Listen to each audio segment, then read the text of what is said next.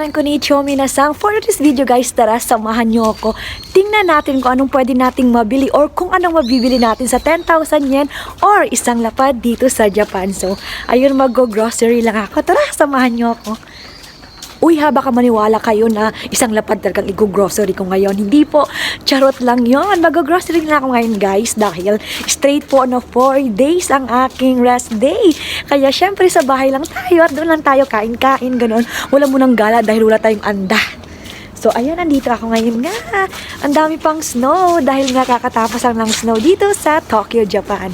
Let's go guys! Tara, samahan nyo na ako. At eto ang linis na ng kalsada, diba? Natunaw na yung snow. At nagmamadali na rin ako maglakad dahil ang lamig. At eto na nga, dito na tayo sa Maruetsu Supermarket. Kumuha na ako agad ng aking cart. At syempre, ng aking basket. At para makapagsimula na tayo sa ating pamimili. Syempre, dito na tayo sa mga gulay-gulay para healthy ang lola nyo. At syempre, ang una nating nakuha ay ang broccoli. 'Di ba? Ang sarap niyan at very healthy talaga yan ng broccoli, promise. At kukuha na rin tayo ng lettuce dahil meron ako sa bahay na sesame dressing salad. Kuha na rin tayo ng banana from Philippines. Oh, 'di ba? Sarap niyan. At eto naman, kuha tayo ng ating pangpadulas. Char, ano raw pangpadulas? Okra, guys. At eto ang kanilang parang pichay. Kuha na rin tayo niyan para sa sabaw. And repolyo, kalahati lang. Ang repolyo daw is good for diet. So, tama ba yon?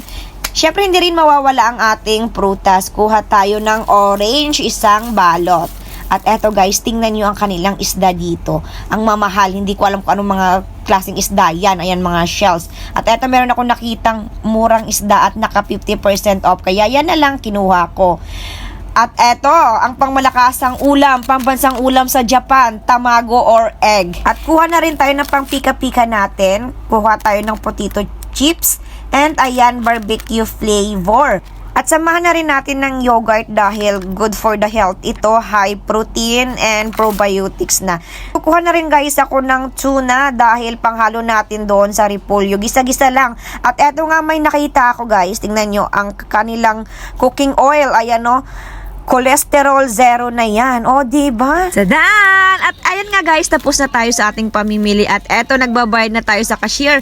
At ang ating nabayaran ay 2,640 yen. Ayan, diba? Lipad agad ang pera. Pero ox lang yan guys, dahil pagkain naman yan. At kailangan natin yan dito. Bilang isang OFW, kailangan natin na maging malakas tayo. Katawan ng puhunan, diba?